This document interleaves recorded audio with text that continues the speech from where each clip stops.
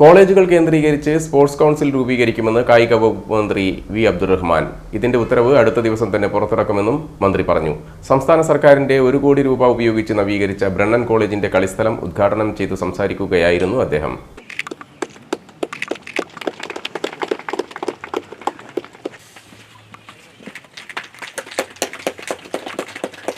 യുവജനങ്ങളെ കായിക മേഖലയിൽ മുൻപന്തിയിൽ എത്തിക്കുന്നതിനായി കോളേജ് ലീഗ് മത്സരങ്ങൾ സംഘടിപ്പിക്കുമെന്നും മന്ത്രി പറഞ്ഞു. 5 ഇനങ്ങളിലാണ് മത്സരങ്ങൾ സംഘടിപ്പിക്കുക. കൂടുതൽ കായിക പരിശീലനങ്ങൾക്കും വഴിയൊരുക്കും. വിദ്യാർത്ഥികളെ കായികക്ഷമതയുള്ളവരാക്കുകയാണ് ലക്ഷ്യം. കാലിക്കറ്റ് യൂണിവേഴ്സിറ്റിയിൽ സ്പോർട്സ് ഇൻസ്റ്റിറ്റ്യൂട്ട് സ്ഥാപിക്കും. ഇതിന്റെ നടപടിക്രമങ്ങൾ പൂർത്തിയായി വരികയാണെന്നും മന്ത്രി വി അബ്ദുറഹ്മാൻ പറഞ്ഞു. കേരളത്തിലെ കോളേജുകളിൽ കായിക പ്രവർത്തനങ്ങൾ സജീവമാക്കുന്നതിന്റെ ഭാഗമായി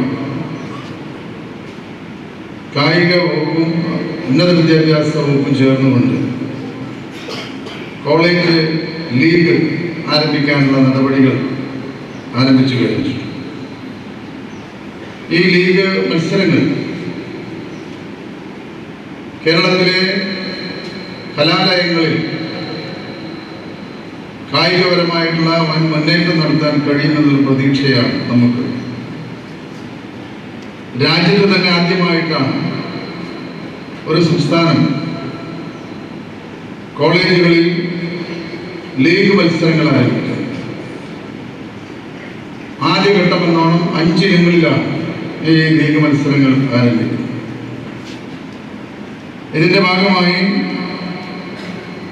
എല്ലാ കോളേജുകളും പുതിയ സ്പോർട്സ് കൗൺസിലുകൾ രൂപീകരിക്കാൻ ഉന്നത വിദ്യാഭ്യാസ വകുപ്പുമായി ചേർന്ന് കായിക വകുപ്പ് തീരുമാനിച്ചു. കായിക മേഖലയിൽ തൊഴിൽ അവസരങ്ങൾ ഉൾപ്പെടെ നിരവധി സാധ്യതകളുണ്ട്. അത് പരമാവധി ഉപയോഗപ്രദമാക്കുന്നതിനായി യുവജനങ്ങളെ സജ്ജരാക്കുകയാണ് സർക്കാർ ലക്ഷ്യമെന്നും അദ്ദേഹം പറഞ്ഞു. Thalassery block panchayat president CP Anitha അധ്യക്ഷയായി. ധർമ്മടം പഞ്ചായത്ത് പ്രസിഡന്റ് NK രവി മുഖ്യാതിഥിയായി.